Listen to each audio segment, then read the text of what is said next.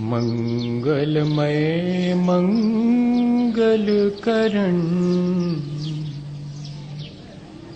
वीतराग विज्ञान नमो ताहि जाते भये अरहंतादि जो विद्यादि सागर सुधी जो विद्यादि सागर सुधी गुरु हैं हितैषी शुद्धात्म में निरत नित्य हितोपदेशी वे पाप ग्रीष्म ऋतु में जल हैं सयाने पूजूं उनके सतत केवल ज्ञान पाने पूजूं उनके सतत केवल ज्ञान पाने। बोलिए भगवान महावीर स्वामी की, आचार्य कुंद कुंद स्वामी की, आचार्य गुरुवर विद्यासागर मुनि महाराज की।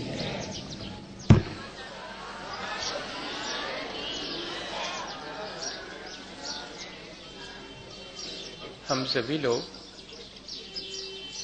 अपने जीवन को अच्छा बनाने के लिए रोज रोज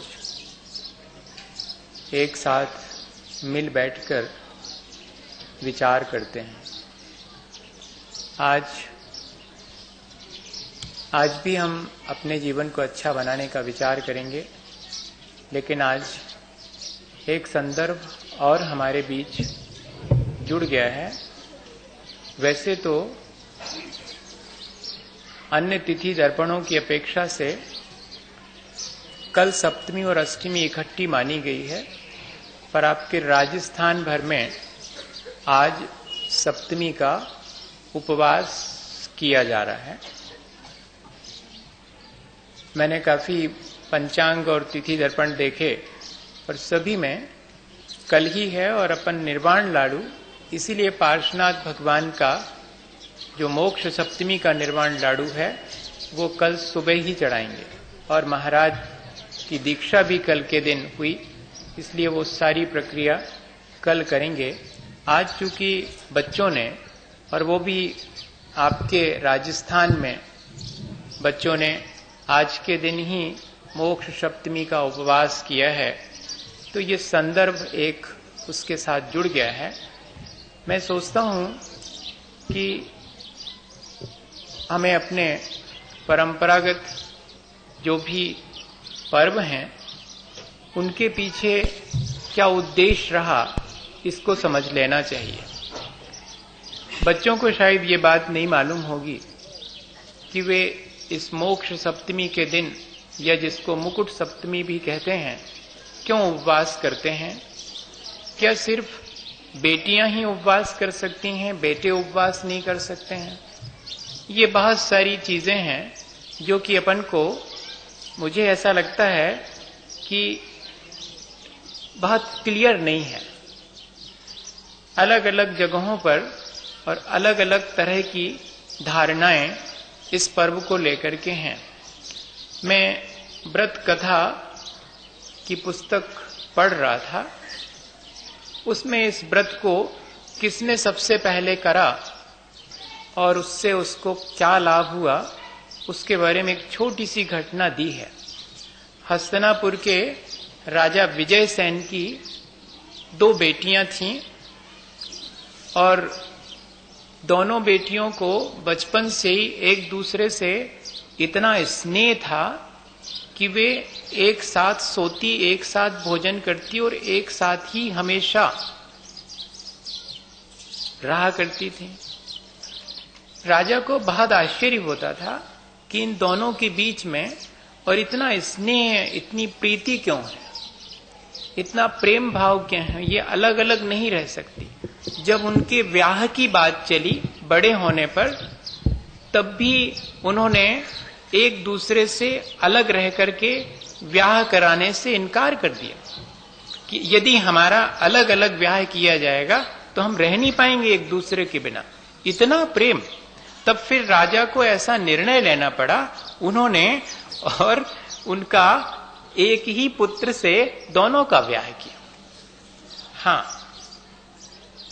और दोनों का ब्याह राजा महाराजाओं के पहले कई कई ब्याह हुआ करते थे, तो उस समय वो चीज बहुत सौभाग्य की मानी जाती थी कि एक साथ ही दोनों का ब्याह हुआ। और फिर इसके बाद क्या हुआ कि उनके यहां जब चौका लगा महाराजों के आहार का, तो चारण रिद्धिधारी मुनि महाराज उनके यहां पर आहार के लिए आए। आहार के लिए आए तो उनसे पूछा राजा ने कि हमारी दोनों बेटियों में इतना स्नेह कैसे, इतना प्रेम कैसे। तब फिर उन चारण रिद्धिधारी मुनियों ने बताया कि ये पहले, मैं भूलता हूं असल में थोड़ा सा ये नाम और ये सब मेरे को याद नहीं रहते, नाम तो नहीं बता पाऊंगा।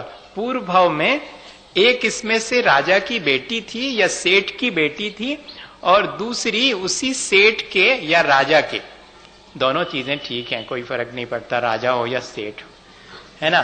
तो उनके बगीचे में माली की बेटी थी, और दोनों जो है आपस में और खेला करते थे। अब सेठ की बेटी और माली की बेटी दोनों खेला करते थे, और वहां पर कोई एक मुनि महाराज, पूर्व भाव की बात बता रहे हैं, पहले जीवन में, और कोई मुनि महाराज वहां पर बगीचे में आए तो दोनों ने भी छोटी छोटी थी, और दोनों ने कहा कि हमें व्रत दे दो। तो उनके लिए ये मोक्ष सप्तमी का व्रत दोनों ने एक साथ ले लिया, और मोक्ष सप्तमी 7 साल तक उपवास करेंगे इस दिन, ऐसा व्रत ले लिया। उस व्रत के परिणाम स्वरूप उनको इतना पुण्य का अर्जन हुआ, और परस्पर दोनों ने एक साथ वो व्रत किया था, हिलमिल करके व्रत किया था, तो दोनों स्वर्ग जाकर के, और फिर इस जीवन में एक ही राजा के दोनों बेटियां उत्पन्न हुई। और इतना ही नहीं, जैसे ही ये बात सुनी उन दोनों ने, जिनका ब्याह भी हो चुका था, उन्होंने फौरन निर्णय कर लिया कि जब पूर्व जीवन में इतना छोटा सा व्रत करने से हमको ये सौभाग्य मिला, तो इस जीवन में भी करना चाहिए। और उन्होंने फिर श्रावक के 12 व्रत लेकर के और फिर से मोक्ष सप्तमी का व्रत उस जीवन में भी ले लिया, और उसके परिणाम स्वरूप दोनों उस पर्याय से मुक्त होकर के स्वर्ग में इंद्र और प्रतींद्र हुई, और फिर अब आकर के वो और मुनि बन करके मोक्ष चली जाएंगी। एक्चुअली ये उसकी पूरी की पूरी घटना। अब बताइएगा, इसमें कहीं कोई बात ऐसी लगती है कि सिर्फ बेटी लोगों को ही करना चाहिए? हमसे जो है एक छोटा सा बेटा अब भी दर्शन करने जा रहे थे, तो उनकी माँ ने कहा कि ये भी जिद कर रहा है कि ये आहार भी देगा आपको, और कह रहा है कि हम आज उपवास भी करेंगे। अब बताइएगा, बेटे भी कर सकते हैं क्या? तो मुझे लगा कि ये अपन लोगों ने वैसा बना लिया है, पर कोई भी इस व्रत को कर सकता है। ऐसा जिम्मा सिर्फ बेटी लोगों का ही नहीं है कि ये ही करेंगे, कोई भी इस व्रत के लिए बड़े लोग भी कर सकते। पर चूंकि उन दोनों बेटियों ने इसको शुरू किया था मुकुट सप्तमी को, जिसके फलस्वरूप उनको बहुत अच्छे पद की प्राप्ति हुई, इसलिए आज भी वही परंपरा चलती है कि बच्चों के अंदर ये संस्कार आए, और वे परस्पर, देखो एक दूसरे का परिचय नहीं भी होगा, एक दूसरे को एक साथ आके बैठे हैं सब। आपने कभी भी इस तरह से इनको एक साथ सबने अपने अपने घर में मुकुट सप्तमी मना ली होगी, लेकिन एक साथ अब एक दूसरे से वे मिलेंगे और पूछेंगे, अच्छा तुम भी कर रहे हो, आज अपन दिन भर एक साथ रहेंगे। बस यही प्रक्रिया तो पहले हुई थी कि जब एक सेठ की बेटी और एक माली की बेटी दोनों ने एक साथ 7 साल तक एक दिन और वो व्रत किया था, जिसके परिणाम स्वरूप उनके मन में इस तरह का स्नेह और फिर इतना पुण्य का अर्जन हुआ। मैं तो सोचता हूं कि ये पर्व पारस्परिक सौहार्द के पर्व हैं। ये पारस्परिक एक दूसरे से साधर्मी से प्रेम और वात्सल्य के पर्व हैं। हम संसार के मामलों में तो एक दूसरे से फ्रेंडशिप करते हैं, लेकिन हम एक ही जैसा व्रत कर रहे हैं इसलिए हमारी फ्रेंडशिप हो गई। बताइए, हम एक ही क्लास में पढ़ते हैं इसलिए हम फ्रेंड हैं, हम एक ही रिलीजन को बिलोंग करते हैं इसलिए फ्रेंडशिप है हमारी। और ये इतनी बड़ी चीज है कि हम एक जैसे व्रतों को पालन कर रहे हैं, ये हमारी मित्रता इस मामले में अगर हो तो ये तो एक दूसरे के कल्याण में निमित्त बन सकती है। आचार्य अकलंक स्वामी ने जब उमा स्वामी आचार्य महाराज के तत्वार सूत्र की व्याख्या करी पूजपा स्वामी के बाद, तब उन्होंने लिखा है कि कल्याण मित्र मिलना बहुत पुण्य का उदय है, और इतना ही नहीं, उसके द्वारा भी, कल्याण मित्र के द्वारा भी पुण्य का ही बंध होता है। मैं तो बैठे बैठे सोच रहा था कि ये एक दूसरे के व्रत नियम के निर्वाह में मित्र बनना, इसी को तो कल्याण मित्र कहेंगे। दुनिया में ऐशो आराम करने और मस्ती मारने के लिए मित्रता करने वाले बहुत लोग मिलेंगे, लेकिन हम एक दूसरे के साथ मिलकर के व्रत नियम का पालन कर रहे हैं। ये कल्याण मित्र, एक दूसरे के कल्याण में निमित्त बनना, ये भी किसी पुण्य के उदय से और आगामी पुण्य के अर्जन का कारण है। आज का ये जो पर्व है वो यही मैसेज हमें देता है कि हम और चीजों में जब एक दूसरे के साथ होते हैं, सुख दुख में हम एक दूसरे के साथ होते हैं, तो धर्म के क्षेत्र में भी हमें एक दूसरे के साथ मिल करके और प्रेम से अपने सारे धार्मिक कार्य करना चाहिए। यही हमारे जीवन के उत्थान के लिए, हमारे जीवन को अच्छा बनाने के लिए, कई बार ऐसा होता है कि एक दूसरे को देख कर भी हमारे मन में कि जब इतने छोटे से बच्चे ऐसा कर सकते हैं, तब हम तो इतने बड़े हो गए हैं, हमको तो जरूर से कर लेना चाहिए, ऐसा भी मन में आता है। एक दूसरे को व्रत नियम करते देख करके एक दूसरे के मन में उत्साह पैदा होता है।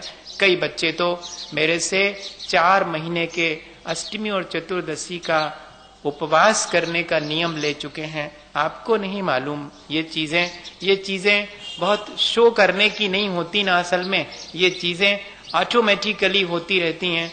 मुझे इस तरह की प्रक्रिया में बहुत आनंद आता है, जीवन को परिवर्तित करने की प्रक्रिया। अब तो हमारे सारे आयोजन मंच, माइक और माला तक सीमित रह गए हैं। जीवन में अगर वे हों तो इससे बड़ा और आयोजन क्या हो सकता है। ये बहुत बड़े आयोजन हैं, जबकि हमने अपने जीवन में और व्रत नियम संयम को धारण कर लिया, अपने जीवन को बहुत अच्छा बना लिया, अपने जीवन को आयोजित कर लिया। फंक्शन ऑर्गेनाइज करना और अपने आप को खुद ऑर्गेनाइज करना, वेल ऑर्गेनाइजेशन तो, वेल मैनेजमेंट तो यह है सेल्फ मैनेजमेंट, अपने आप का खुद का प्रबंधन। आज बड़े बड़े मैनेजमेंट इंस्टीट्यूट्स हैं, प्रबंधन सिखाते हैं वो। मैं सोचता हूं कि ये मैनेजमेंट, सेल्फ मैनेजमेंट ज्यादा परफेक्ट है, जिसमें कि हम अपने आप को ही, अपने जीवन को ऊंचा उठाने के लिए खुद इस तरह एक विशेष प्रक्रिया के में लगा रहे हैं। इस तरह आज का पर्व बहुत महत्वपूर्ण है, और कल भी अपन फिर बैठेंगे और इसके बारे में, भगवान के ये मोक्ष का भी दिवस है पार्श्वनाथ भगवान के, उस पर अपन कल विचार करेंगे। आज थोड़ी सी चर्चा अपने जीवन को अच्छे बनाने के लिए, जो कल हम कर रहे थे कि अच्छी संगति करने से और भगवान की पूजा अर्चना करने से हमारा जीवन अच्छा बनता है।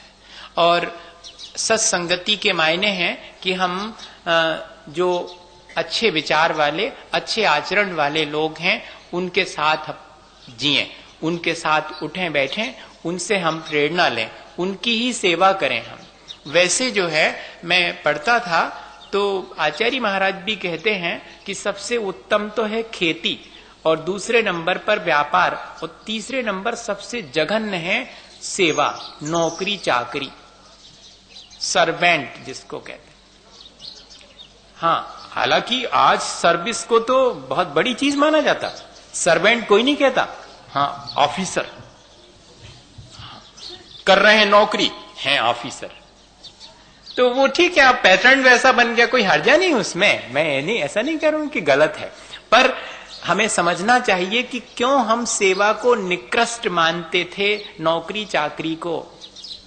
उससे सिर्फ हमारे भौतिक सुखों की प्राप्ति होती है और दूसरे से भौतिक सुखों की आकांक्षा के लिए उसकी सेवा करना ये कोई बहुत उत्तम बात नहीं है। लेकिन वही सेवा शुश्रूषा अगर रत्नत्रय की हो, अगर गुरुजनों की हो, जिनवाणी माँ की हो और अरहंत सिद्ध भगवान की अगर वही सेवा और शुश्रूषा हो तो उसी का नाम वैयावृत्ति है, वही तप है। बताइए। इसलिए सेवा अगर हमको करनी है तो आज तक हमने अपने शरीर की खूब सेवा करी है और शरीर की सुख सुविधाओं को पाने के लिए, धन पैसे इकट्ठे करने के लिए जिस चाहे की जी हजूरी करी है, जिस चाहे के पैर दबाए हैं। हाँ, पैर दबाना मतलब उसके प्रति अपनी विनय व्यक्त करना।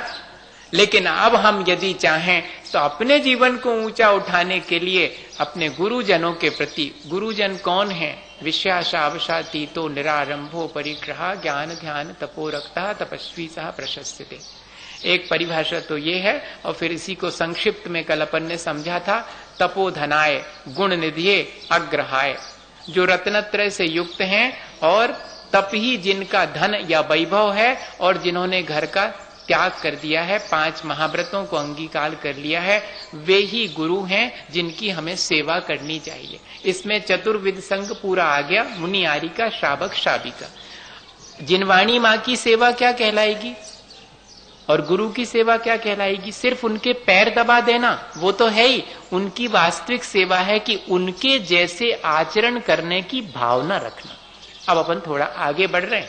कल अपन ने ये समझा था कि उनको सेवा के लिए उनके पैर इत्यादि दबाना, उनकी दुख की निवृत्ति जिसमें हो वैसा कार्य करना, उनको कोई व्याधि हो जावे तो उसको दूर करने के लिए औषधि इत्यादि के द्वारा सेवा करना, ऐसे उनके रहने के लिए आवास स्थान इत्यादि दे देना, ऐसी सारी 4 प्रकार के जो दान हैं वो भी सेवा है।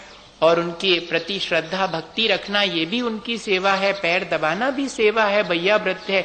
लेकिन एक चीज और उसमें शामिल करने की है कि वास्तव में गुरुजनों की सेवा के मायने हैं उनके जैसे आचरण को पालन करने की भावना होना और धीरे धीरे वैसे आचरण को पालन करने का प्रयत्न भी करना। भावना भी भाना कि मैं भी ऐसे ही बनूं। आज हमको दो घटनाएं हमारे साथ घटित हुई। एक तो इस मंदिर में आए तब उस छोटे से बच्चे ने कहा कि आपको हार दूं और उपवास करूं, और इतना ही छोटा सा, वो 5 साल का होगा मेरे ख्याल से, वो हमको दूसरे सुबह सुबह एक मंदिर में मिल गया जहां दर्शन करने जाते हैं। वहां पर बाबा जी एक अभिषेक करते हैं, रोज दिखाते हैं हमारे लिए। आज उस बेटे ने कहा कि मैं आपके जैसा बनूंगा, आप आशीर्वाद दे। हमने कहा तुमको किसने सिखाया? किसी ने नहीं। अब बताओ वो उसके मन में कैसे आ गई बात? होता है, पता नहीं किस जीव के अंदर कौन से संस्कार पड़े हुए हैं। ये कहने को भले ही छोटा है लेकिन बहुत लंबी संसार की यात्रा करके आया है, और जैसे संस्कार लेके आएगा वैसे परिणाम उसके वर्तमान में बनेंगे। हमारा फर्ज सिर्फ इतना है, हमारा कर्तव्य इतना है कि उसके इन श्रेष्ठ परिणामों के लिए पीठ थपथपाएं और उसे प्रमोट करें, इतना है। तो वास्तव में मुझे लगा कि ये सेवा ही सबसे श्रेष्ठ है। हाथ जोड़ करके इतनी ही भावना भाई कि आपके जैसा मैं भी बनूं। हो गई सेवा, कुछ भी नहीं करा और सेवा हो गई, इतना कहने मात्र से। हाँ, इतनी भावना भाने मात्र से, और किसी दिन अगर उस भावना के अनुरूप और व्रत नियम भी ले लिए तब तो वास्तव में सेवा है। और जिनवाणी माँ की सेवा, जिनवाणी माँ की सेवा का मतलब ये नहीं है कि जिनवाणी माँ को एक आले में रख दिया, रोज 3 दफे ढोक दी, आरती उतारी। ये जिनवाणी माँ की सेवा छोटी है तो ये भी सेवा, ऐसा नहीं समझना। लेकिन इससे और बड़ी सेवा क्या है जिनवाणी माँ की, कि हम कभी कभी खोल करके 4 लाइनें अपने कल्याण के लिए श्रद्धा पूर्वक बांचें, पढ़ें। जिनवाणी का अभ्यास करना ही जिनवाणी माँ की सेवा है। सेवा का क्षेत्र कितना बड़ा है, अपन नहीं सोच पाएंगे ये। और फिर कह रहे हैं भगवान की सेवा कैसे करेंगे हम? क्या जाकर के भगवान के पैर दबाएं? क्या पैर तो दबा ही नहीं सकते, क्या करेंगे, भगवान के थोड़ी पैर उधर दर्द कर रहे हैं, तो भगवान के पैर भी नहीं दबा सकते। तो भगवान की सेवा के मायने आचार्य समंतभद्र स्वामी ही ये बातें बता रहे हैं। हाँ, मैं तो सिर्फ आपको उनके द्वारा कही गई बात कह रहा हूं। इतना ब्रॉड उनका एटीट्यूड रहा, इतना बड़ा सोच रहा। वो कह रहे हैं कि अगर भगवान की सेवा करनी हो तो उनकी पूजा करना, उनके गुणगान करना, ये तो है ही, उसके साथ साथ भगवान बनने की भावना भाना, और भगवान बनने के जो उपाय हैं वे उपाय भी अपने जीवन में करने का प्रयास करना, यही भगवान की सच्ची सेवा है। वर्तमान में तो सेवा का स्वरूप ही बदल गया है। हम सेवा इसलिए कर रहे हैं लोगों की जिससे कि हम उनको अपने धर्म में परिवर्तित कर सकें। ये कन्वर्जन इसके लिए, और बड़ी प्रसिद्ध है इस तरह की सेवा। सब उस सेवा का उदाहरण देते हैं कि अरे सेवा देखनी हो तो उनकी देखो, जबकि वे हमारे भारतीय मूल के नहीं हैं। वो धर्म हमारे भारतीय मूल का नहीं है वो धर्म, लेकिन उसकी सेवा को हम बहुत श्रेष्ठ मानते हैं। नहीं भैया, सच्ची सेवा वो नहीं है कि किसी को कपड़े लत्ते दे दी, किसी को भोजन करा दिया, ये सेवा नहीं है। वास्तविक सेवा है कि उसे मोक्ष मार्ग पर लगा दिया। हमने इसको ही सेवा मान लिया। थोड़ी सी सुख सुविधा की सामग्री मुहैया कर देने का नाम सेवा, और वो भी इस शर्त पर कि आप जो है हमारे धर्म को मान लेंगे, हमारे धर्म को स्वीकार कर लेंगे। ऐसी सेवा किसी भी भारतीय मूल के धर्म में नहीं बताई। सबने यही कहा। विनोबा से पूछा जाता था कि सेवा के मायने आप क्या कहेंगे, तो कहते किसी भी व्यक्ति की सेवा करनी हो तो उसे आत्मनिर्भर बना दो, उसे नैतिक रूप से ऊंचा उठा दो, यही उसकी सेवा है। एक आत्मनिर्भर व्यक्ति नैतिक रूप से जो उज्जवल है वही व्यक्ति श्रेष्ठ है, यही उसकी सच्ची सेवा है। आज अगर सेवा करनी है तो लोगों को नैतिक रूप से जो पतित हो रहे हैं उनको ऊंचे उठाइए, वो सच्ची सेवा है। वे नैतिक रूप से पतित हैं और उनकी और मदद करके, और हम क्या करते हैं, हम उनकी सेवा नहीं करते हैं बल्कि और उनके पतन में कारण बनते हैं। हमें सेवा का स्वरूप, हालांकि चैरिटी सभी धर्मों में है, सब धर्म यही मानते हैं कि सेवा भी एक धर्म है, लेकिन सेवा का स्वरूप जितना बढ़िया और आचार्य भगवंतों ने हमें बताया है वो हमें समझना चाहिए। 3 तरह से सेवा हो सकती है, राजसिक, तामसिक और सात्विक, जिसको हम 3 तरह का दान कहते हैं। आज वर्तमान में सेवा और दान, इन दोनों की प्रक्रिया कैसी गड़बड़ा गई है, इस पर हमें थोड़ा विचार करना चाहिए, और वास्तविकता क्या है उसके अनुसार उसको बदल करके अपने जीवन को ऊंचा उठाने के लिए प्रयत्न करना चाहिए। क्योंकि कोई चीज विधि पूर्वक ना की जाए तो उसके रिजल्ट्स जितने मिलना चाहिए वो नहीं मिलते। हम हमेशा एक बात उदाहरण के स्वरूप में कहते हैं कि लगभग हलवा और लेई बनाने की सामग्री एक जैसी होती, जरा सा घी और बूरा नील कर दो बस, और बाकी मामला बनाने का वही है। और थोड़ा ही गड़बड़ा गए तो हलवा भी लेई बन जाता है, ज्यादा देर नहीं लगती। अगर प्रोसीजर आपको नहीं मालूम है तो यही महत्व है उसका कि कोई भी हम दान भी दे रहे हैं, सेवा भी कर रहे हैं, लेकिन उसके पीछे हमारी फीलिंग्स, हमारे थॉट्स क्या हैं, ये हमें पहले देखना चाहिए। ये बहुत महत्वपूर्ण है। कोई भी एक्शन हम करते हैं, कोई भी क्रिया करते हैं,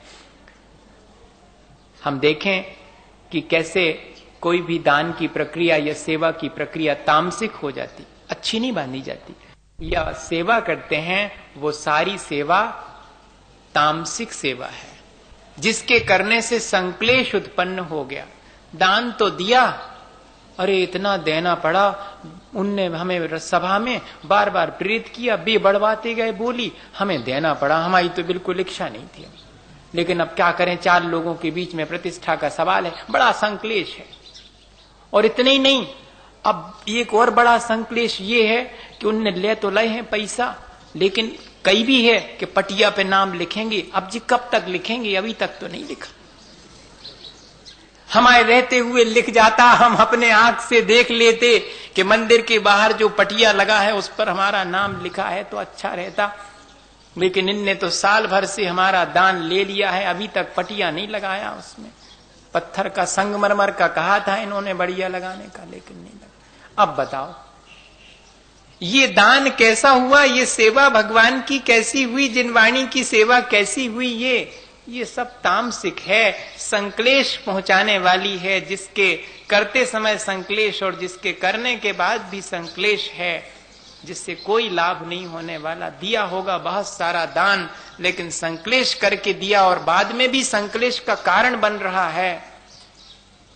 दूसरा कहते हैं बहुत अत्यंत महत्वाकांक्षा के साथ, बहुत अहंकार के साथ अगर सेवा की जाए, या सेवा और दान देने के बाद अहंकार आ जावे कि मेरे जैसा दानी कोई नहीं है, मेरे जैसा सेवा करने वाला कोई नहीं है, ऐतिहासिक मैंने दान दिया है, अभी तक किसी ने ऐसा दान नहीं दिया होगा, एक मुश्त एक साथ ऐसे दे दिया मैंने। एक पंडित जी को सेठ जी ने बुलाया अपने घर और बढ़िया से भोजन वोजन करवाए पंडित जी को, और बाद में पंडित जी को दक्षिणा दी जाती थी। तो दक्षिणा देते समय और जब तिजोरी खोली तो निकालना तो चाह रहे थे एक आध दो सिक्के, उसमें से ज्यादा निकल आए, 5-7 निकल आए। तो मालूम सेठ जी ने क्या कहा, पंडित जी जैसा भोजन मैंने करवाया है वैसा तो आपको किसी और ने नहीं करवाया होगा, और दूसरी बात जैसी दक्षिणा मैं दे रहा हूं आज तक नहीं पाई होगी। मेरा तो हिसाब ये है कि जितने तिजोरी से बाहर निकल आते हैं फिर तिजोरी में नहीं रखता, सब दे देता हूं। हाँ, इसलिए आपके निमित्त से जे हम तो सोच रहे थे एक सिक्का दक्षिणा में देंगे चांदी का, लेकिन ये 5-10 निकल आए हैं, ले लो, आप भी क्या कहोगे। अब देख लो, नहीं कहा नहीं, लेकिन मान लो कोई इतना बुद्धू नहीं कि वो कहेगा, लेकिन भीतर ऐसा आ गया कि नहीं, आता है, कहने में भले ही नहीं आए पर भीतर भीतर ऐसा भाव अगर आ गया है, तो यही दान और यही सेवा तो राजसिक है, जिसमें कि हमने दूसरे को तिरस्कार करके और स्वयं को बड़ा मान करके अहंकार पूर्वक दी है। दान की प्रक्रिया देखनी हो तो आहार दान की प्रक्रिया इसका बहुत बड़ा उदाहरण है, जिसमें देने वाला हाथ जोड़े आरजू मिन्नत कर रहा है लेने वाले से कि ले लो, नहीं लेोगे तो मेरा देना व्यर्थ, क्या कर लूंगा, सब धरा रह जाएंगे यहीं पर, इतना ही तो काम करना और क्या करना, आपको तो इतना ही सा करना, हम मना बना के परेशान के ले तो लो। वहां मालूम पड़ता है कि देने वाले को अहंकार नहीं करना चाहिए, क्योंकि लेने वाला अगर इनकार कर देवे तो देने वाले की क्या है सामर्थ्य कि वो दे सकता है। इसलिए वास्तविक दान कौन सा है, वास्तविक दान है सात्विक दान, जिसमें हम हमारे पास हमारी आवश्यकता से अधिक है और दूसरे के लिए वह चीज उपकारी है, ऐसा विचार करके अनुग्रहार्थम स्वस्याति सर्गो दानम, परस्पर म्यूचुअल बेनिफिट, परस्पर एक दूसरे के उपकार के लिए और बहुत पवित्र भावना के साथ, बहुत गुणानुराग वश। कल अपन ने चर्चा की थी कि सेवा इसलिए नहीं की जा रही है कि पैर में दर्द हो रहा होगा, नहीं भी हो रहा हो तब भी पैर दबा रहा हूं, क्यों, आपके प्रति मेरा अनुराग है, आपके गुणों के प्रति अनुराग है, इसलिए गुणानुराग के वशीभूत होकर के और मैं सेवा कर रहा हूं, मैं गुणों के अनुराग वश आपके लिए दान इत्यादि दे रहा हूं। आपका तो उपकार होगा ही, लेकिन मैं आपका उपकार कर रहा हूं ऐसा अहंकार नहीं करूंगा, मेरे द्रव्य से आपका उपकार हो ऐसी भावना तो भाऊंगा, लेकिन इस बात का अहंकार नहीं करूंगा कि देखा मेरे द्रव्य से जिनवाणी छपी है, मेरे द्रव्य से बना है मंदिर, मेरे द्रव्य से चलता है महाराजों का आहार इत्यादि, ऐसा न कहूंगा। नहीं, मेरा सौभाग्य कि मुझे ऐसा अवसर प्राप्त हुआ। अगर वे आहार न लेते तो क्या मैं दे पाता? अगर जिनेंद्र भगवान का लोगों के लिए मंदिर नहीं बनाया जाता तो क्या मैं उसमें सहयोग कर पाता? धन्यवाद तो जिसने सहयोग किया है उसको देना चाहिए, उल्टा अपन सहयोग करने वाले को धन्यवाद देते हैं। नहीं, सहयोग करने वाले को धन्यवाद देना चाहिए कि बहुत कृपा जो आपने हमारा सहयोग ले लिया, आप इनकार कर देते तो हम क्या कर लेते। कैसा लग रहा है? ऐसा करना चाहिए कि नहीं? अभी तक अपन कैसा कर रहे हैं? अभी तक तो ऐसा ही करते हैं कि जिसने थोड़ा सा दान दिया तो उसका सम्मान करते हैं, दान का सम्मान करते हैं, त्याग का सम्मान करते हैं। ये हमारा कर्तव्य है, सो हम अपने में सही हो गए। अब उसका और आधा काम बचा कि जिसने दान दिया है, जिसने सेवा की है, उसको भी थैंकफुल होना चाहिए। जिसने सेवा ली है, जिसने दान ले लिया, उसके प्रति उसको अहंकारी नहीं होना चाहिए। ऐसा यदि अपन कर लेवें तो वास्तव में यह दान और सेवा की प्रक्रिया हमारे जीवन को बहुत ऊंचा उठाने में मदद करेगी। एक बहुत छोटी सी घटना सुना करके और बात पूरी कर दूं, फिर अपन इसको और आगे बढ़ाएंगे, क्योंकि ये प्रक्रिया इतनी जल्दी में तो खत्म नहीं होगी। इस प्रक्रिया का बहुत महत्व है श्रावक के जीवन में भी और साधु के जीवन में भी। अपन अभी समझेंगे कि साधु भी कैसे सेवा करते हैं, साधु भी दान दे सकते हैं क्या? उनके पास तो पॉकेट ही नहीं है, क्या देंगे वो? ऐसा लगता है, लेकिन नहीं। साधु भी कैसे दान देते हैं, साधु भी कैसे सेवा करते हैं। ये तो श्रावक की अपेक्षा से सेवा और दान की अपन ने चर्चा करी है, और भी इस प्रक्रिया को, क्योंकि यह प्रक्रिया इतनी आसान है और इतनी आसानी से होती है और इसके लाभ इतने ज्यादा हैं कि यदि कोई व्यक्ति और कुछ भी ना करे, पढ़ा लिखा भी ना हो, बिल्कुल बुद्धू हो, हाँ अक्षर ज्ञान भी ना हो, तब भी उसका कल्याण इसके द्वारा भी हो सकता है। इतने भाव अकेले करने से। अपने पास द्रव्य भी नहीं है, हाँ ये चीज, और ऐसा नहीं समझना कि जिसके पास खूब पैसा है वही दान दे सकता, जिसके पास और बहुत सारी चीजें हैं वही ऐसा कर सकता। जिसके पास कुछ भी नहीं है वो भी इस सेवा की और दान की प्रक्रिया में शामिल हो सकता है। कहां से? हृदय से, हाथ जोड़ करके। इतने में भी हो गया, यह भी पर्याप्त है, भावना भाने से। इसलिए इस प्रक्रिया को हमें बहुत अच्छे से समझना चाहिए। क्या हुआ एक बार कि एक साधु जी थे, तो हम साधु जी की कहानी इकट्ठी कर लेते हैं बहुत सारी, जहां जहां रहती है। आप सोचते होंगे कि कहां से साधु जी की, कुछ तो हम गड़बड़ भी करते हैं, उसमें साधु जी लगा देते हैं, और कोई की रहती है तो भी। तो क्या हुआ कि एक साधु जी थे, उनको सपना आया, और सपने में उन्होंने देखा कि कोई देवता आया है, और उसने कहा कि सुनो, हमें भगवान ने आदेश दिया है। हालांकि ऐसा होता नहीं है, लेकिन कहानी में तो होता है, हो सकता है। आप सच्ची मान के चलना, इसको कहानी है इसलिए। तो आया वो देवता और उसने कहा कि भगवान ने कहा है, और एक कागज पेन दिया है कि जो भगवान के भक्त हैं उनका नाम लिख के लाओ। मैं आपके पास आया हूं, आपका नाम लिखना चाहता हूं। साधु जी बड़े विनम्र थे, भगवान के प्रति उनके मन में बहुत श्रद्धा थी, और शायद इसीलिए उनको ऐसा सपना आया। शायद भगवान ने स्वयं परीक्षा ली हो। ऐसा नहीं समझना है कि भगवान कोई वहां बैठे हुए हैं और वो हमारी परीक्षा लेते हैं। ये एक विचार है। अब क्या कहें वो साधु जी? तो उन्होंने कहा कि भैया, हम तो इस लायक है नहीं, भगवान के भक्तों में हमारा नाम लिखो। हम तो इतनी भक्ति सेवा और इतना दान पुण्य कुछ कर नहीं पाते हैं। हाँ, अगर भगवान के भक्तों की सेवा में कोई का नाम कभी लिखा जाए तो हमारा जरूर लिख लेना। अब देखो, ऐसा जवाब दिया उन्होंने साधु जी ने, और कहते हैं उनको नींद खुल गई, सपना था वो हो गया पूरा। लेकिन इतना ही नहीं, अब की बार फिर से जो है एक व्यक्ति को और सपना आया। वो कौन था? वो साधु का ही सेवक था, साधु की सेवा करता था। उसने अपना सपना जब साधु जी को सुनाया तो उसने भी एक देवता आए और उन्होंने कहा कि हम एक लिस्ट बना रहे हैं भगवान के भक्तों की, तुम देखना चाहोगे? हमने बना ली है।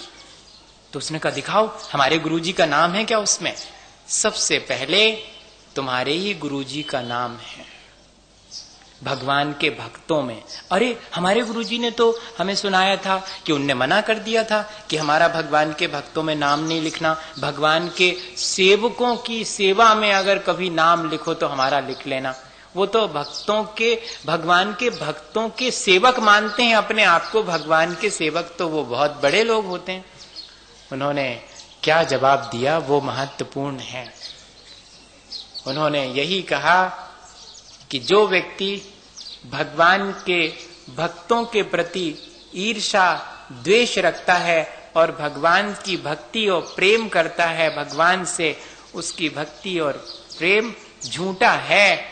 जो इंसान से प्रेम नहीं रख सकता वो भगवान की क्या भक्ति करेगा और भगवान की क्या सेवा करेगा। जो प्राणी मात्र के प्रति प्रेम भाव रखता है, सबके प्रति जिसके मन में करुणा का भाव है, वो ही भगवान की सेवा भक्ति और दान कर सकता है। इसलिए भगवान के भक्ति और सेवा करने से पहले यह भी ध्यान रखना चाहिए कि हमारे आसपास कोई व्यक्ति अभावग्रस्त न रहे। भगवान के सामने तो घी पुड़ी और मिष्ठान सब चढ़ाओ और बाहर एक गरीब 1 जून के भोजन के लिए तरस जावे, इसको सेवा और भक्ति नहीं माना। ये सावधानी रखना चाहिए।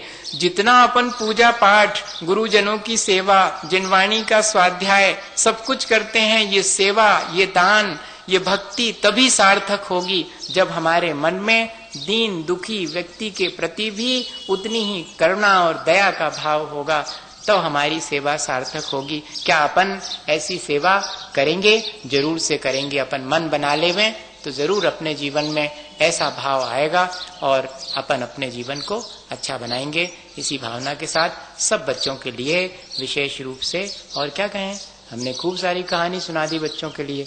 यही हमारा आशीर्वाद कि वो बहुत बड़े बने और बहुत बड़े बनकर अपने जीवन को अच्छा बनाएं। इसी भावना के साथ बोलिए आचार्य गुरुवर विद्यासागर मुनि महाराज की।